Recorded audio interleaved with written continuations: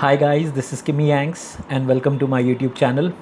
Well, today I'm back in a familiar setting with a familiar background, and today I will be shooting from the comfort of my room here in Mumbai. Well, today is 14 September 2023 and a very big day in my life.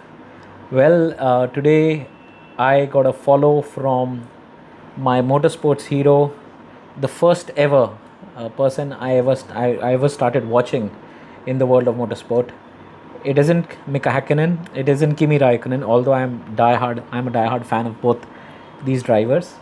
He's actually a rider from MotoGP, a five-time world champion who was racing in the 90s, and I've been a fan of his for more than 2 decades now. I got a follow from Mick Doohan.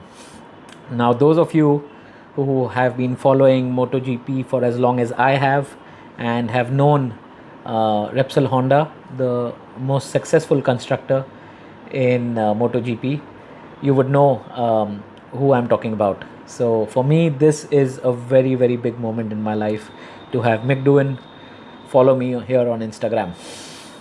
Anyways, welcome to my YouTube channel. And today, in fact, today, what a day to choose this video for. I'll actually be doing a beginner's guide to MotoGP. This is something that I've never done before, and in fact, I've never spoken about my love and passion for MotoGP. Nothing comes as close to Formula 1 when it comes to passion in my life about motorsports. But MotoGP was my first love and always will be my first love when it comes to racing. And yes, of course, it was Mick Doohan who actually made me fall in love with motorsports in general. Back then, in the 1990s, I had very little time because I had to be in my books, academically inclined, and there were very few hours that I used to get in a week to watch TV or have some downtime.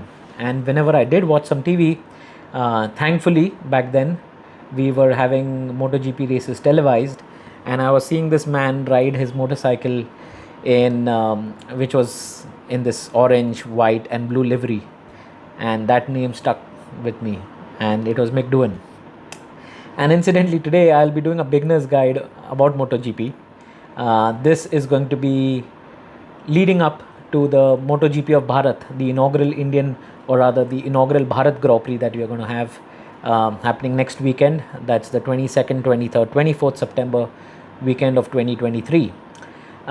This guide, I am trying to break it into two parts, so making it as accurate and as exhaustive, but at the same time as concise and easy to understand for many of you who have never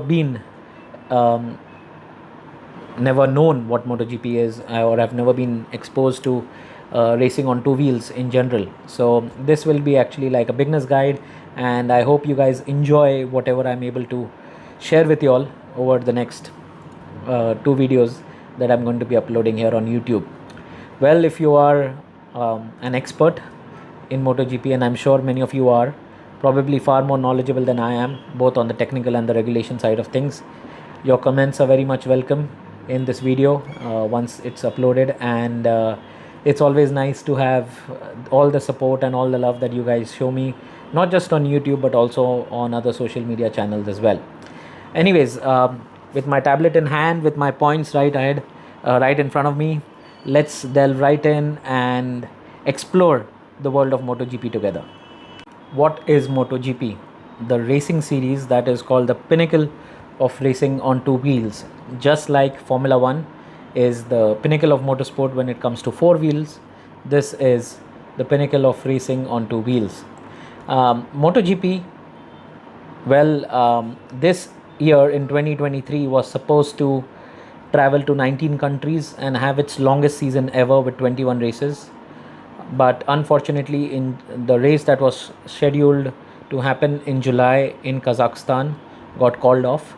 So in 23 we have got a 20 race calendar with India being the new entrant in and the 18th country.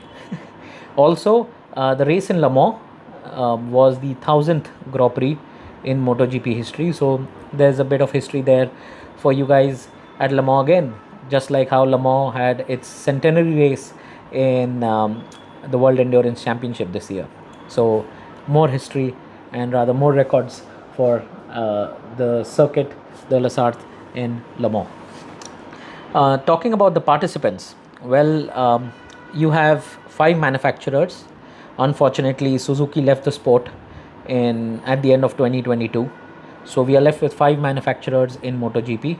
You've got 3 European companies, that is KTM, Aprilia, and Ducati, and then you've got 2 Japanese manufacturers in Yamaha and Honda.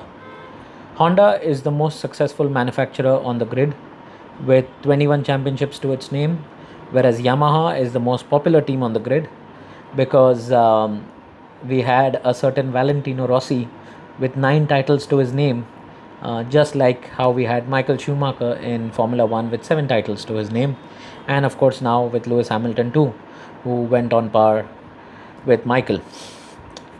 So yeah, the Japanese manufacturers obviously have commanded a lot of respect and adulation and a lot of love from the fans, but there has been a big shift in dominance now this year with Ducati coming to the fore on not just its own factory team but also with its customer teams, which I'm coming to right now.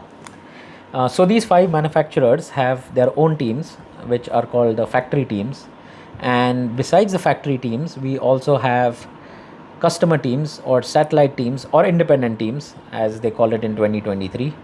These independent teams get their bikes leased from the manufacturer themselves, and depending on their financial structure and financial prowess as well as the resources that they have, they can either opt for for a bike that is of the same year or an year older. So for example, taking the case of Ducati, we have the factory Ducati team, and then you've got 3 customer teams of Ducati.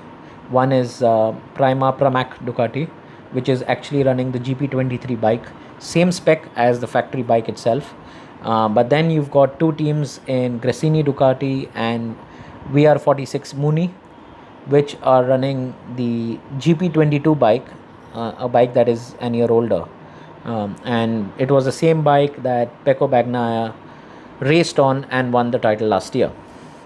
So you've got the factory teams and you've got the independent teams.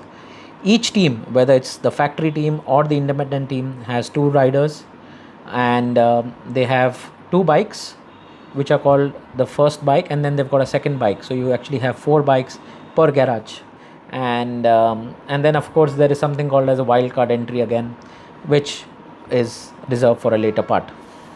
So this is basically how the participants stack up. You've got your factory teams and then you've got the independent teams. Yamaha this year, unfortunately, is the only manufacturer to not have a customer team on the grid. Honda has LCR Honda. Aprilia has got Crypto Data RNF MotoGP team. They have actually moved over from Yamaha to Aprilia for 2023. KTM, of course, has Gas Tech 3. Well, Gas is a bike brand of its own, but it comes under the KTM umbrella. Hence, it is a customer team of KTM itself. And both the teams are running the 2023 spec, that's the RC16. So this basically is a quick overview of the participants.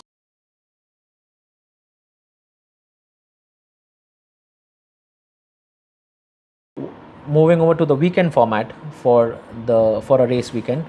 Well, it is very similar to Formula 1, where a weekend pans from Thursday till Sunday.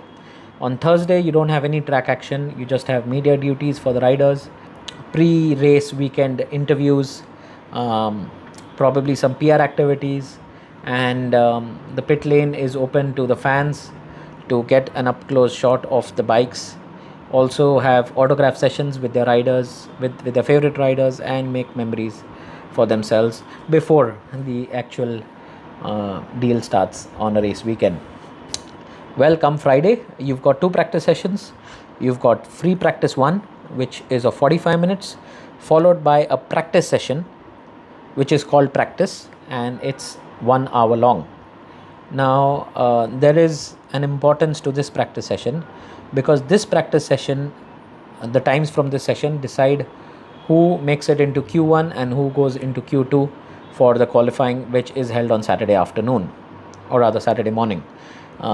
What is Q1 and Q2? Well, it's very simple. The top 10 riders from the practice session on Friday afternoon qualify to go straight into Q2, which is like the pole position shootout, whereas the riders from P11 to whatever they may be, P24, P25, P26 or whatever, go into Q1 for Saturday afternoon. That's why this practice session on Friday is very important, and it is a 60-minute long session. At the start of the 2023 season, qualifying, or rather the rules for Q1 and Q2 were different. The combined practice times of FP1 and FP2, which the second practice session of Friday afternoon was called, would determine who gets into Q2 and who gets into Q1. But then they had a change in Silverstone, and from there on we saw this new rule of qualifying come into effect. Then on Saturday morning we have free practice 2, which is of 30 minutes before we go into qualifying for the weekend, and this qualifying basically decides the grid for the MotoGP sprint as well as the MotoGP Grand Prix. The 15 minutes of Q1 basically decide positions P13 till the last position on the grid. The two fastest riders from Q1 qualify to go into Q2, and then we have 12 riders in Q2 fighting for pole position for the sprint and the Grand Prix itself. So Q1 decides positions 13 till position 24, 25, 26 depending on the number of riders for that event, and Q2 decides P1 till P12. So we've got the Saturday practice session in the morning, FP2, 30 minutes long, followed by Q1, which is 15 minutes, followed by Q2, which is 15 minutes, and then on Saturday afternoon we have the famous MotoGP sprint, something that has been inspiration enough for Formula 1 to adopt, not just at some of its tracks, not at all race events. The interesting bit though, on the MotoGP side, the MotoGP sprint is held at every race event that MotoGP is at. So you actually have 20 sprint races this season in MotoGP. Also, interestingly, just like we have statistics to go with in the Grand Prix, we also have now a separate statistics record that's being built from the sprints itself. So we know who is the best sprint racer, who is the fastest sprint qualifier, and all that stuff. So unlike Formula 1, you actually have one qualifying session itself, and that decides the grid for both the sprint as well as the qualifying. The results from the sprint race do not influence the grid for Sunday, which is very interesting. Keeps things uncomplicated, keeps things simple for fans, both new and old, to understand. So what is the sprint race? Well, the sprint race is exactly half the distance of the Grand Prix itself. So you get 50% of the points of the Grand Prix, and it is for a 50% race distance. So for example, MotoGP of Bharat is 24 laps. The sprint race on Saturday afternoon will be of 12 laps, and of course half the points are rewarded. Well, the guy who finishes first in the sprint gets 12 points. So 12 points for P1, 9 for P2, 7 for P3, 6, 5, 4, 3, 2, 1. So the top 9 riders actually score points in the MotoGP sprint. Come Sunday, we have a 10-minute warm-up session, and then we go into the main Grand Prix. Now the main Grand Prix, well, you have points for the first 15 finishers of the race. So we have 25 points for P1, or the winner of the Grand Prix, 20 points for P2, 16 points for P3, 13 points for P4, 11, 10, 9, 8, 7, 6, 5, 4, 3, 2, 1. So that is the 15 positions and their point scoring for the race weekend. How does the championship work in MotoGP? Is it similar to Formula 1? Is it different from Formula 1? Well, this is a bit complicated, but it's a very intriguing thing to understand. Championship system is divided into a few different parts. There is a overall riders championship, and then there is an independent riders championship. The riders championship is basically the rider who scores the maximum number of points over the course of a season gets crowned champion at the end of the season, exactly like how we see in Formula 1. That is the overall riders championship. So Pecco Bagnaia was the 2022 MotoGP world champion. Fabio Quartararo from Yamaha was the 2021 MotoGP champion. You had Juan Mir, who was the 2020 world champion, and you had Marc Marquez in 2019, who won the championship and has won 6 other Premier Class titles, because MotoGP is called the Premier Class. The Independent Riders Championship is basically a championship consisting of all the riders competing in the independent teams. So the 3 teams of Ducati, the the LCR Honda team, Gas Tech 3, and Crypto Data, RNF. All these teams are independent teams, customer teams or satellite teams. So they have an independent riders championship where the riders from those from those satellite teams are competing for being the best man at the end of the season. So you've got, on the riders side, you've got the riders championship and you've got the independent riders championship. Well, in the teams championship, we have again a teams championship, which basically has the team that secures the maximum number of points over the course of the season winning the championship, just like how we had Ducati win it last year. Finally, we have the constructors championship. So we've got 5 constructors or 5 manufacturers in Ducati, KTM, Aprilia, Honda and Yamaha. Well, the points awarded in this championship are structured in such a way. So let's say, for example, we talk about Repsol Honda, or rather Honda as a constructor. So we've got 4 riders in Honda. You've got Marc Marquez and Juan Mir in Repsol Honda, and then you've got Alex Rins and Taka Nakagami in LCR Honda. Now, amongst the 4 of these riders, the best performing rider of the weekend, let's say it is Alex Rins for LCR Honda in Kota. He won the race in Kota this year. So the points scored by Alex Rins would be the points that Honda gets in the constructors table.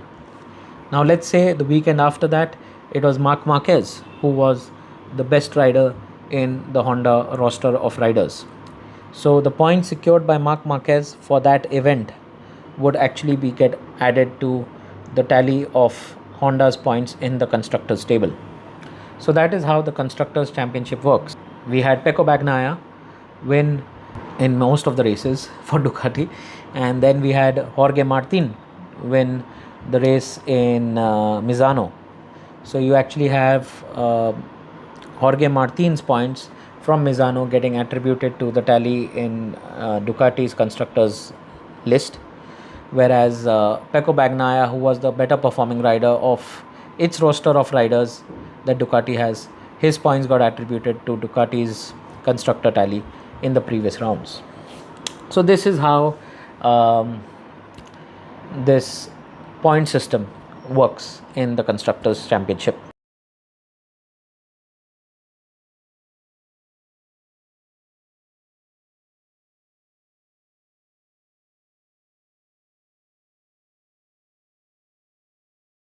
Well, who runs the show in MotoGP? Let's talk about that. Well, the governing body is FIM, just like how we have the FIA for Formula 1. We have FIM, and let me get the pronunciation and its full form correctly. It is Fédération Internationale de Motorcyclisme. So that is the governing body, while the organizer or the exclusive commercial and television rights holder is Dorna Sports.